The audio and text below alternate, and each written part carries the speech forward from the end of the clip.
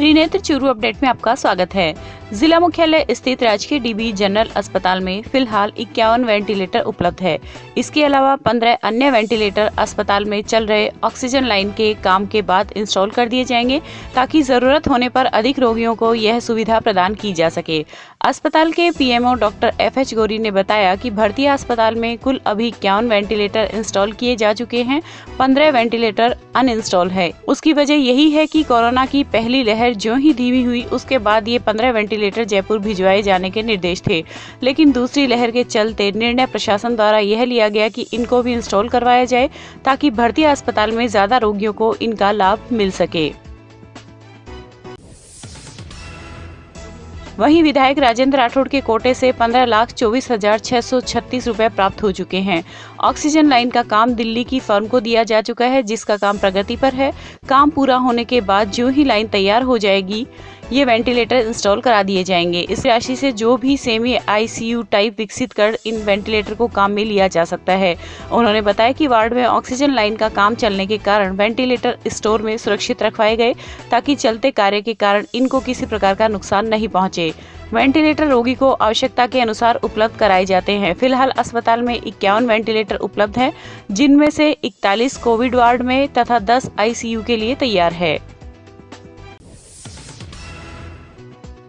उपनेता प्रतिपक्ष राजेंद्र राठौड़ ने मुख्यमंत्री अशोक गहलोत को पत्र लिखा है। उन्होंने CM गहलोत को पत्र लिखकर आयुर्वेद अस्पताल को कोविड अस्पताल बनाने की मांग की है।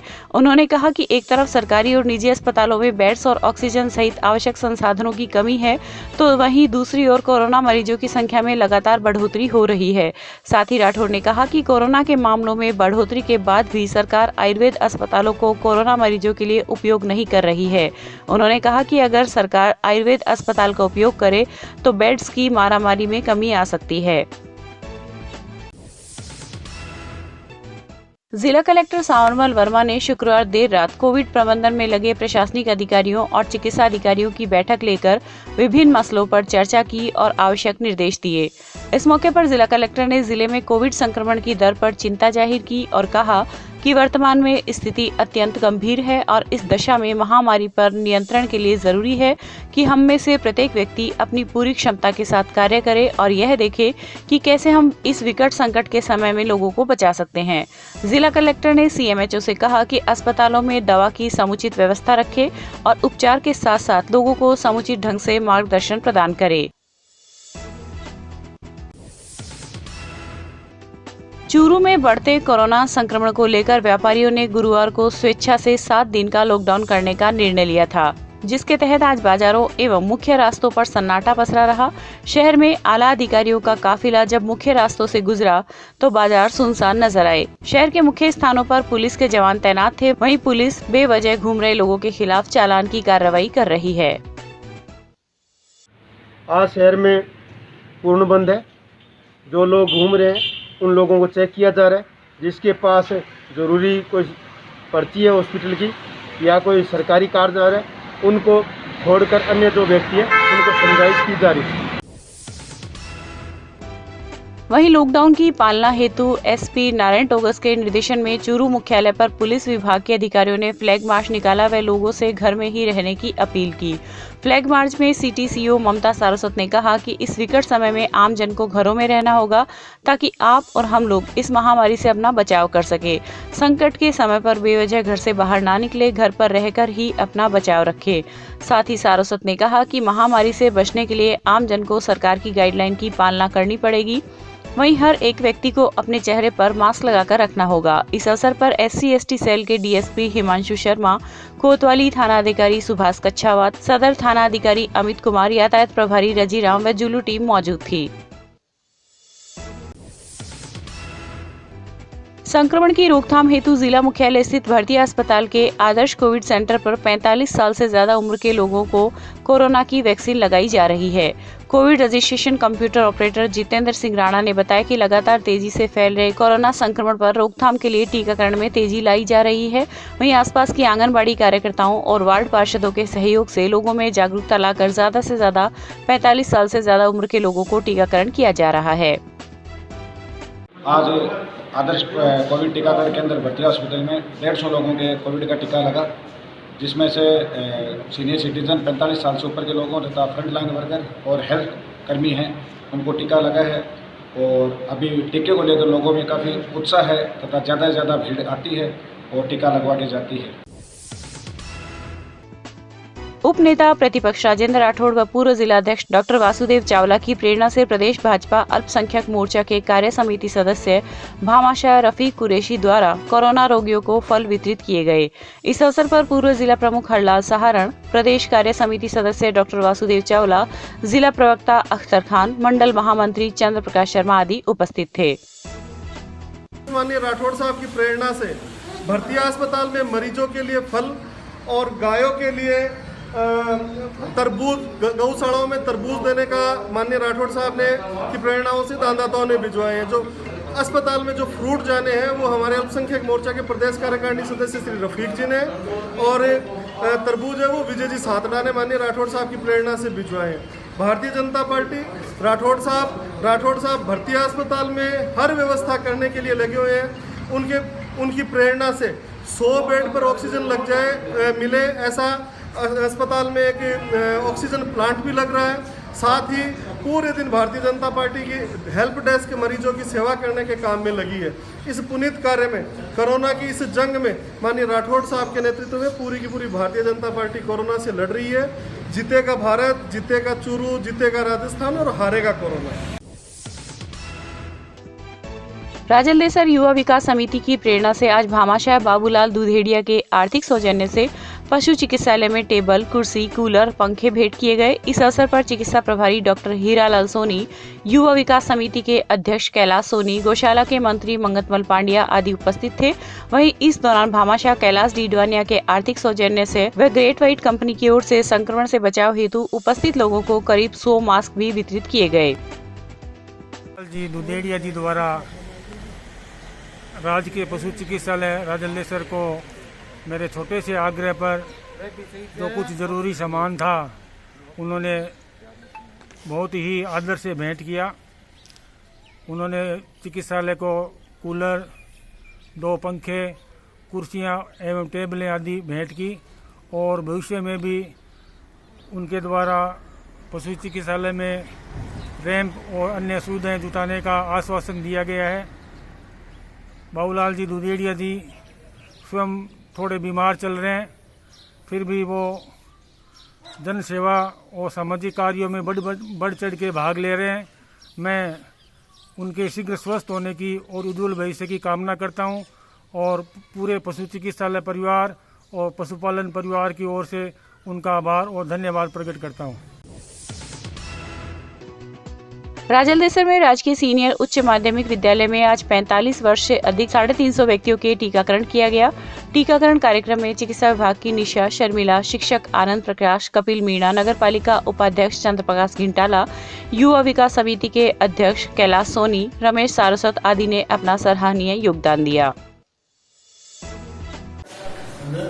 राजकीय उच्च माध्यमिक विद्यालय राजलदेसर में वैक्सीनेशन किया गया 350 व्यक्तियों का। इस कार्यक्रम में इस संस्था के प्रवीण कुमार व्याख्याता, राम कुमार व्याख्याता ने सहयोग किया। गोविंद खटीक, राशि पांडे, रामनिवास थाना राजलदेसर और स्वास्थ्य कर्मी शर्मिला और निशा ने टीकाकरण किया। टीकाकरण बड़े उत्साहपूर्वक लोगों ने भाग लिया। वहीं राजलदेसर में प्रशासन के साथ साथ आम लोग भी कस्बे वासियों को लगातार कोरोना संक्रमण से बचाव हेतु जागरूक कर रहे हैं। इसी श्रृंखला में कस्बे के बालचंद पांडे कस्बे की गलियों में घूम कर लोगों को घरों में रहने की अपील कर रहे हैं। इस जागरूकता अभियान में तुलसीराम पांडे व महेंद्र मारू भी अपना सहयोग दे रहे हैं।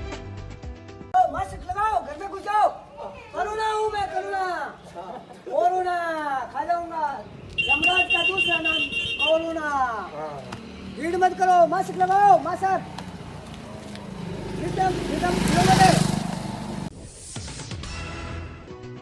रतनगढ़ शहर की थोक सब्जी मंडी में कोरोना गाइडलाइन की हर दिन धज्जियां उड़ रही है। अग्रसेन भवन के पास स्थित थोक सब्जी मंडी में खरीदारों की इतनी भीड़ रहती है कि कोरोना का संक्रमण फैलने का भय बना रहता है। मंडी में सुबह के समय पुलिस जाब्ता नहीं रहने से यह समस्या और विकराल बन रही है। सब्जी खरीदने व बेचने वाले व्यापारियों द्वारा सोशल डिस्टेंस की अवहेलना तो होती ही है, साथ ही काफी लोग बिना मास्क भी दिखाई देते हैं। वहीं एसडीएम ने नगरपालिका को पत्र लिखकर थोक सब्जी मंडी को राजकीय नेहरू स्टेडियम में स्थानांतरित करने के आदेश दिए हुए 4 दिन बीत गए, लेकिन आज तक उक्त सब्जी मंडी को स्टेडियम में स्थानांतरित नहीं किया गया, जिसके कारण यह समस्या और गंभीर बनती जा रही है। राजलदेसर नगरपालिका के द्वारा कस्बे के सभी वार्डों में सोडियम हाइपोक्लोराइड का छिड़काव करवाया जा रहा है ताकि बढ़ते संक्रमण को रोका जा सके। पालिका उपाध्यक्ष चंद्र प्रकाश घिंटाला ने बताया कि कस्बे के सभी 35 वार्डों में नियमित रूप से सोडियम हाइपोक्लोराइड का छिड़काव करवाया जा रहा है ताकि इस संक्रमण को रोका जा सके। राजलदेसर नगरपालिका के 35 वार्डों में जहाँ ज्यादा संघन एरिया जैसे ज़्यादा पब्लिक आवाजाही करती है, वहाँ पे हाइपोक्लोराइड सैनिटाइजर का छिड़काव किया गया। जैसे दिवंगत आत्मा से कोरोना से कोई डेथ हो रही है तो शमशान भूमि उनके घरों के बाहर अमूमन जहाँ ज़्यादा आवश्यकता होती है वहाँ वार्डों में हमें सैनिटाइजर हाइपोक्लोराइड का सैनिटाइजर छिड़काव करवा रहे हैं। सभी से विनय निवेदन है कि सभी घरों में रहें, मास्क लगा के रहें, बाहर जहाँ भी जरूरत हो उसी हिसाब से बाहर निकलें, 2 गज दूरी मास्क है जरूरी। चूरू मुख्यालय स्थित सैन मंदिर में आज सैन महाराज की 721वीं जयंती पूजा अर्चना कर मनाई गई। हालांकि कोरोना के चलते किसी भी तरह के सार्वजनिक कार्यक्रम का आयोजन नहीं किया गया। सैन समाज के अध्यक्ष कपिल भाटी ने बताया कि इस बार कोरोना महामारी को देखते हुए सिर्फ सैन भगवान की पूजा अर्चना कर सैन जयंती मनाई गई। भाटी ने बताया कि पूजा अर्चना दयानंद नरडिया व उनकी पत्नी संतोष देवी के द्वारा की गई। इसमें कोरोना महामारी के संपूर्ण गाइडलाइन की पालना की गई।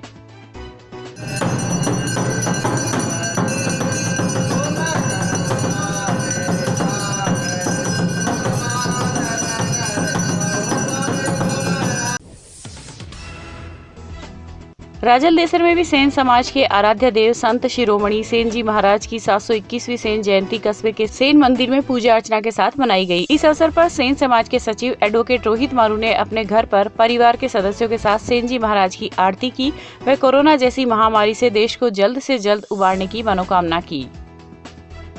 आज हम सभी सेन समाज के लोग संत शिरोमणि सेन जी महाराज की 721वीं सेन जयंती अपने अपने घरों पर मना रहे हैं।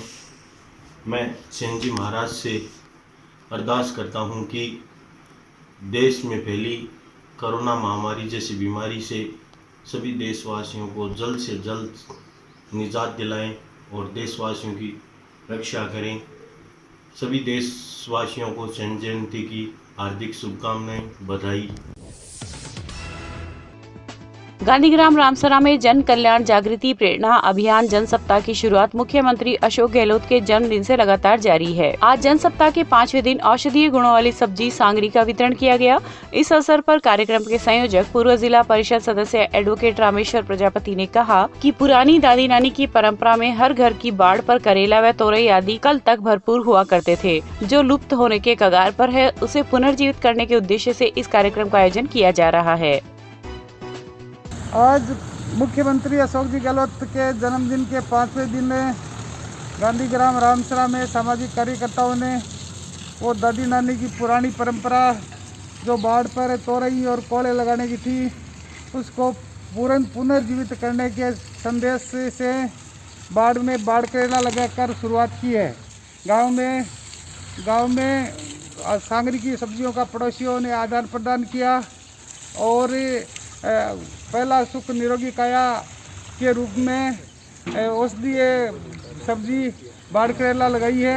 आयुर्वेद में भी इसका बड़ा उच्च स्थान है। यह शुगर नाशक है, वायुनाशक है और इस बेल को एक बार लगाने के बाद 5 साल खड़ी रहती है और साल में 2 बार फलित होती है।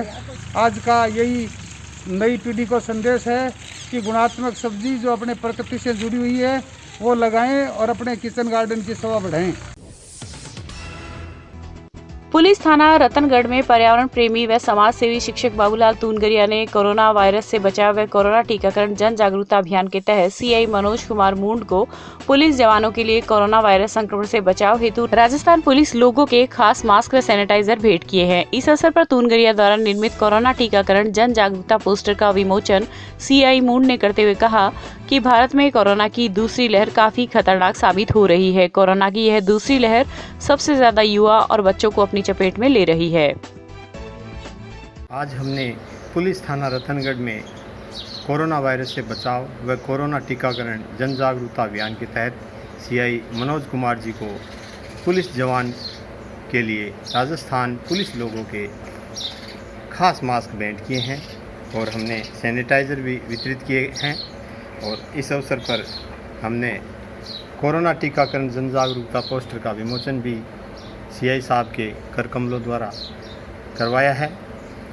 ये हमारा जो अभियान है इसका मुख्य उद्देश्य है जनता को कोरोना के प्रति जागरूक करना और बीमारी से डरे टीके से नहीं। सरदारशहर की बीकानेर रोड पर भीकम सिंह कॉलोनी के पास पिकअप की टक्कर से बाइक सवार एक जने की मौत हो गई, वहीं दूसरा घायल हो गया। यहां से गुजर रहे लोगों ने घायल को कस्बे के राजकीय अस्पताल पहुंचाया, जहां पर चिकित्सकों ने प्राथमिक उपचार कर बीकानेर रेफर कर दिया। घटना की जानकारी मिलते ही पुलिस मौके पर पहुंची तथा मौका मुआयना कर शव को राजकीय अस्पताल की मोर्चरी में रखवाया तथा परिजनों को सूचना दी।